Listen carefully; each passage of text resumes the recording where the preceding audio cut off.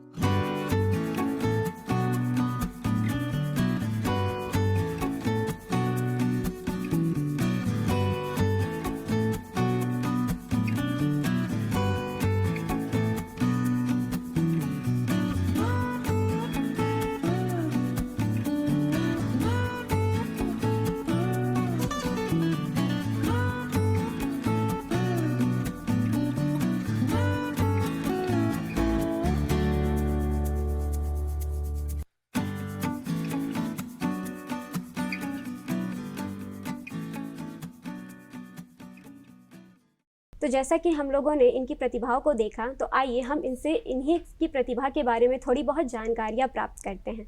तो अदिति, मैं आपसे जानना चाहूँगी कि आप ये क्विलिंग आर्ट आखिर है क्या? देखा जाए तो क्विलिंग आर्ट एक ऐसा आर्ट है जिसमें हम कागज़ की पतली पतली स्ट्राइप्स को मोड़ कर या घुमा कर उन्हें नई तरह तरह की शेप दिया करते हैं। वही उन्हीं शेप को मिलाकर हम एक बड़ा आर्ट वर्क बनाते हैं। क्विलिंग आर्ट सदियों से चला आ रहा एक आर्ट है, पर अभी हाल फिलहाल में कुछ सालों में क्विलिंग आर्ट पॉपुलर हुआ है और नए नए कलाकार उभर कर आ रहे हैं जो यह आर्ट करना शुरू किए हैं, इसे बनाकर सेल करना शुरू किए हैं। ऐसा माना जाता है कि फ्रेंच और इटालियन नन्स के द्वारा क्विलिंग आर्ट की शुरुआत की गई है। वह क्विलिंग आर्ट का इस्तेमाल अपने धार्मिक चीज़ों को सजाने में यूज़ करते थे। सुजोल, मैं आपसे भी यही जानना चाहूँगी कि फूड ब्लॉगिंग आखिर क्या है? आप हमारे दर्शकों को बताइए। फूड ब्लॉगिंग के बारे में अगर मैं बताऊं तो फूड ब्लॉगिंग बेसिकली एक फूड जर्नलिज्म का पार्ट है। फूड ब्लॉगिंग दो चीज़ों से मिलकर बनता है। एक है फूड फोटोग्राफी और एक है कंटेंट राइटिंग। अच्छे तरह से फूड का फ़ोटोज़ खींचते हैं, उसके बारे में कंटेंट लिखते हैं, लोगों को उस फूड के बारे में जानकारी देते हैं।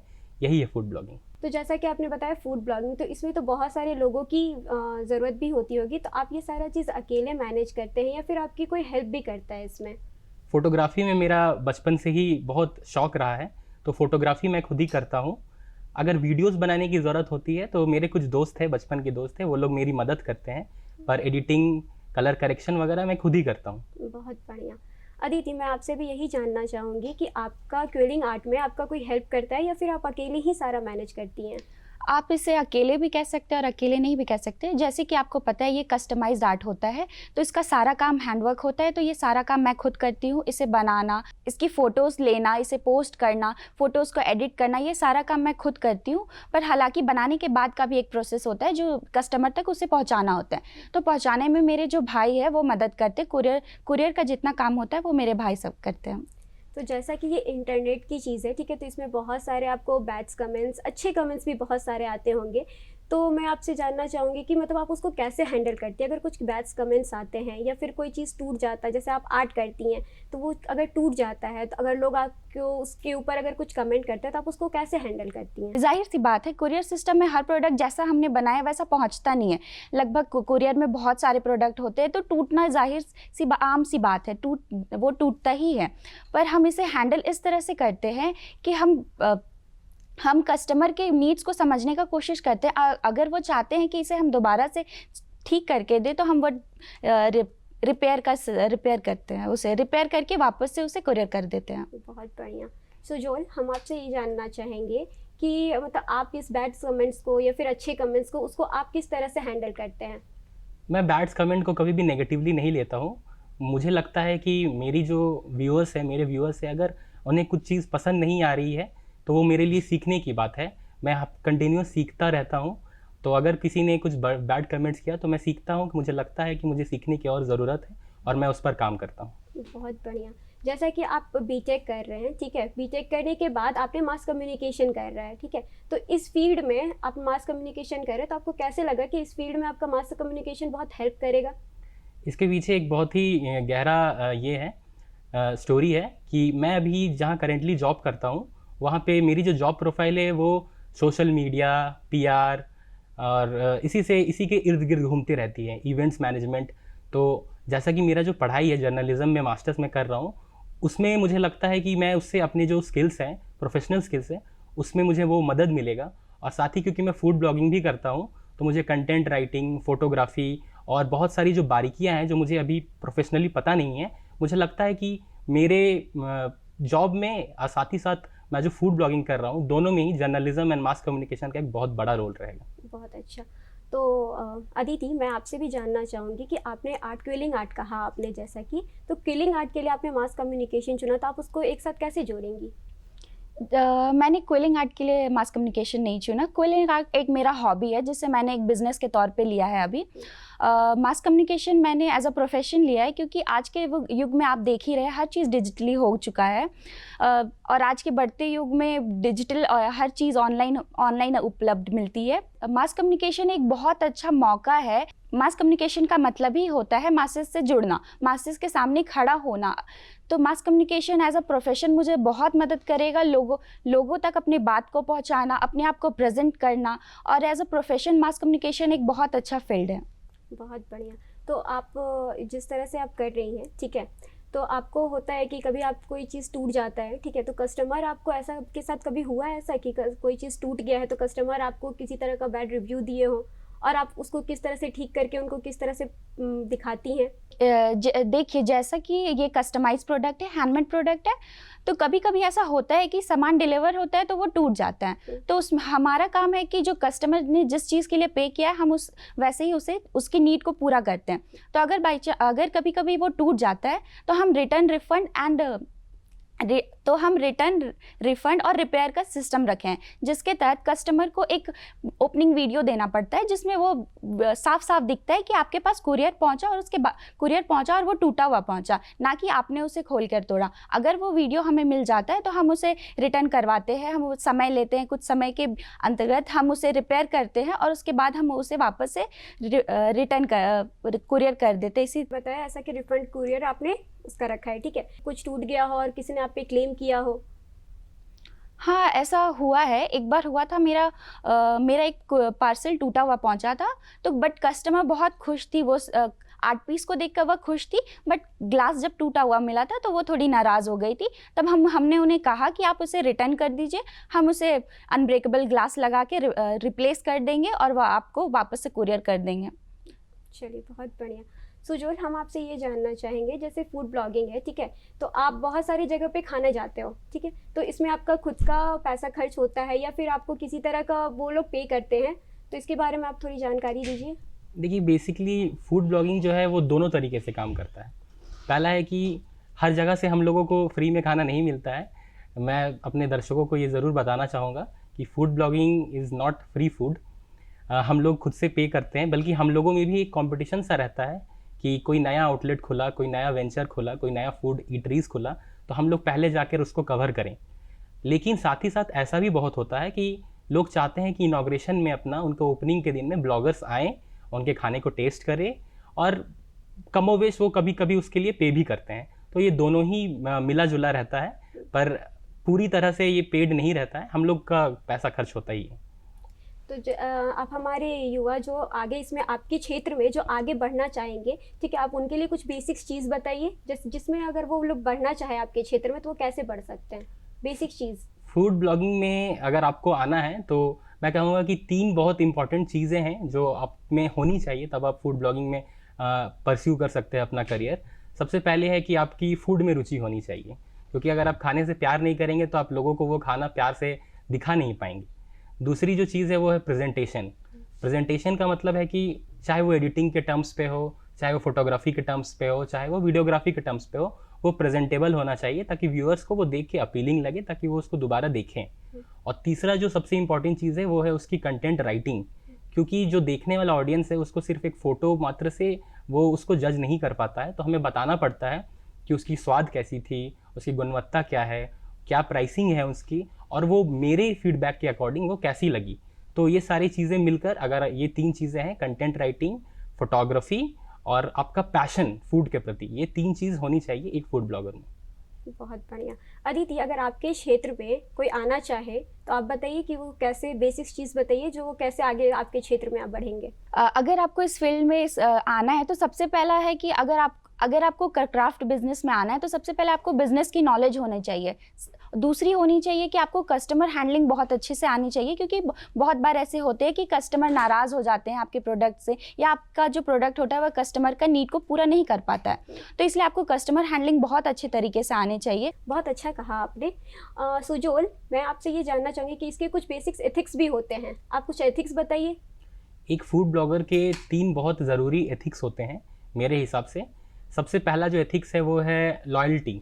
अपने कंटेंट के प्रति, अपने काम के प्रति बहुत लॉयल होना पड़ता है, बहुत शिद्दत से, बहुत लगन से वो काम को करना पड़ता है, क्योंकि आप जो बता रहे हैं वो बहुत सारे लोगों तक पहुंचती है वो बातें।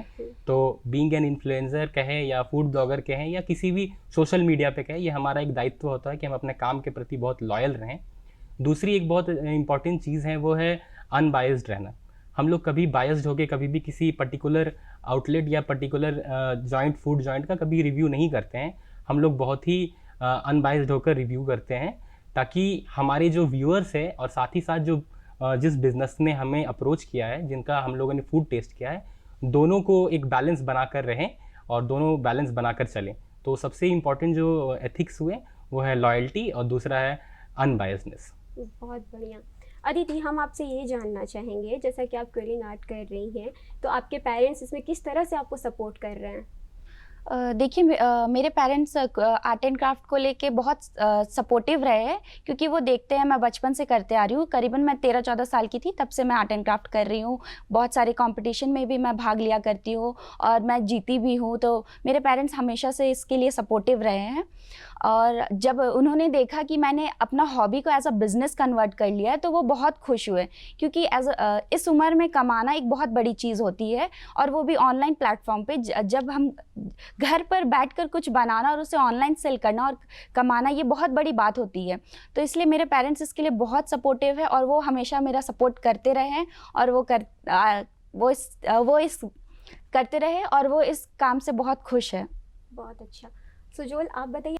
सपोर्ट की अगर मैं बात करूं तो अगर आज मेरे मम्मी पापा के बिना मुझे नहीं लगता है कि जिस मुकाम पे आज मैं खड़ा हूं वहां पर मैं पहुंच पाता। मेरे पापा को शुरू में लगता था कि मैं अपने कहीं गोल से डाइवर्ट ना हो जाऊं, पर जब धीरे धीरे कुछ आर्टिकल्स फीचर हुए, कुछ मीडिया फीचर हुए, कहीं कुछ अवार्ड मिला, रिकग्निशन मिला, तो घर वाले धीरे धीरे समझ ही जाते हैं कि पैशन ऐसा चीज़ है ना कि पैशन आपको दिखता है, आपकी फैमिली को दिखता है, अपने परिवार को दिखता है, अपने फ्रेंड्स फैमिली को, कि ये उसके पीछे लगा हुआ है। तो जब एक बार ये प्रूव हो जाता है कि आप मेहनत कर रहे हैं किसी चीज़ के पीछे, तो परिवार वाले आपका साथ देते हैं। बिल्कुल सही कहा आपने, परिवार वाले अपना साथ कभी नहीं छोड़ते। जैसा कि आपने बेसिक्स तो बताए, ठीक है, अब हमारे दोस्तों को ये भी बताइए कि आप रोजगार अभी कर रहे हैं, ठीक है, तो उसमें आप किस तरह से अपना इनकम निकाल रहे हैं, या फिर आपको कितनी तरह के इनकम हो जाते, कितने तक का आपका इनकम हो जाता है? देखिए, सोशल मीडिया से पैसा कमाने का 2 तरीका है। सबसे पहला है कि आप यूट्यूब पे वीडियोस बनाएं या सोशल मीडिया पे वीडियोस बनाएं और वीडियो के थ्रू वो मोनेटाइज होकर पैसा मिले। दूसरा है कि आपकी अगर अच्छे फॉलोअर्स हैं, अच्छे व्यूअर्स हैं, बड़ा मास है आपके पास, तो बड़े बड़े ब्रांड्स आपको अप्रोच करते हैं और वो चाहते हैं कि आप उनके प्रोडक्ट को अपने प्लेटफॉर्म में उसको दिखाएं। तो चूँकि अब रांची कहूँ या झारखंड कहूँ, यहाँ पे इन्फ्लुएंसर मार्केटिंग भी बहुत ज़्यादा ज़ोरों शोरों से आगे बढ़ रहा है। तो अब हमारे थोड़े बहुत जब अच्छे फॉलोअर्स हो गए हैं तो ब्रांड्स हमें अप्रोच करते हैं कि हम उनके प्रोडक्ट को अपने सोशल मीडिया हैंडल्स पर दिखाएं और उसके वो लोग पे भी करते हैं। तो कमोवेश अगर मैं कहूँ तो एक रिव्यू या एक पोस्ट करने का करीब 4 से 5 हज़ार रुपये तक वो पे करते हैं। चलिए बहुत अच्छा। अदिति, आप बताइए, आप जो आर्ट कर रही हैं उसमें अगर दूसरे करना चाहते हैं तो उस मतलब इस आपको किस तरह का इनकम भी हो जाता है? अभी देखा जाए तो हैंडमेड आर्ट बहुत ज़्यादा फेमस हो चुका है। लोग को बहुत पसंद है अपने घरों में हैंडमेड चीज़ें रखना। मशीन से बनी हुई चीज़ों की बात अलग होती है और हाथ से बनाई हुई चीज़ों की बात अलग होती है, वो यूनिक होता है। तो लोगों को बहुत पसंद है यूनिक चीज़ें अपने घर पे रखना। तो हैंडमेड इंडस्ट्री भी अभी बहुत ऊंचाइयों को छू रहा है। बहुत ही जल्दी हैंडमेड इंडस्ट्री बहुत आगे तक हैंडमेड इंडस्ट्री बहुत अच्छी तौर पे काम कर रहा है। तो एज अ देखा जाए तो हम लोग का जो प्रोडक्ट होता है वो कस्टमाइज प्रोडक्ट होता है, वो साइज़ के बेसिस पे बनता है। तो अगर हम साइज़ के बेसिस पे लिया जाए तो हम ऐसा मान सकते हैं कि एक प्रोडक्ट से हम एटलीस्ट 2000 कमा लेते हैं। तो ये एक बहुत अच्छा अपॉर्चुनिटी है अपना इस उम्र में कमाने का। बहुत अच्छा। तो आप ये सब चीज़, जैसे आप पढ़ाई भी कर रही हैं और ये आर्ट भी कर रही हैं, तो आप मैनेज कैसे करती हैं, टाइम कैसे देती है दोनों के बीच में? देखिए, मैंने एक शेड्यूल बना लिया है। एक समय होते हैं जब मैं कॉलेज जाती हूँ, पढ़ती हूँ, फिर घर आती हूँ, फिर घर में थोड़ा समय देती हूँ। उसके बाद जो बचा हुआ समय होता है वो 4 या 3 घंटा ही होता है, पर मैं उस 4 या 3 घंटे में काम करती हूँ और धीरे धीरे हर रोज़ 4 घंटा 3 घंटा काम करते करते ऐसे ऐसे वो एक ऑर्डर कंप्लीट होता है। तो ऐसे देखा जाए तो क्विलिंग आर्ट बहुत पेशेंस वाला काम है और बहुत टाइम टेकिंग प्रोसेस है। तो इसीलिए थोड़ा इसमें ऑर्डर कंप्लीट करने में भी बहुत समय लगता है। चलिए बहुत अच्छा। सुजोल, आपसे भी जानना चाहेंगे कि आप जॉब, पढ़ाई और ये फूड ब्लॉगिंग, ये तीनों को एक साथ कैसे मैनेज करके चलते हैं? मेरा मानना है कि जब आप किसी चीज़ के पीछे बहुत पैशनेटली काम करते हैं तो फिर उसके लिए अलग से वक्त निकालना नहीं पड़ता है। मैं जब जॉब करता हूँ, मैं जब जॉब के लिए जाता हूँ या मैं कॉलेज जाता हूँ, तो उस बीच में मुझे कुछ अच्छा खाने को दिख गया या कोई ऐसा वेंडर है या कुछ यूनिक सा चीज़ बेच रहा है, तो मैं उसी वक्त एट अ टाइम रुक कर उस जगह को कवर करने की कोशिश करता हूँ। तो फूड ब्लॉगिंग के लिए मैं अलग सा समय नहीं निकालता, ये मेरे लाइफ के साथ पैरेलल चलता रहता है। चलिए बहुत अच्छा। आप लोगों ने बहुत अच्छी जानकारी दी अपने अपने क्षेत्र में। आप दोनों का बहुत बहुत धन्यवाद। तो जैसा कि देखा दोस्तों, आपने रोजगार के क्षेत्र में इन लोगों ने अपने अपने विकल्प चुन के बहुत आगे बढ़े। ऐसे ही आप भी अलग अलग विकल्प चुन के उसमें आगे बढ़ सकते हैं। तो मैं इसी के साथ अपना शो एक छोटे से लाइन के द्वारा समाप्त करना चाहती हूँ। अगर हौसला हो बुलंद तो आप भी कर सकते हो नाम, अगर हौसला हो बुलंद तो आप भी कर सकते हो नाम। आज इनकी बारी थी, कल आप भी भर सकते हो उड़ान। दीजिए दोस्तों हमें विदा, हमें और दूरदर्शन को धन्यवाद।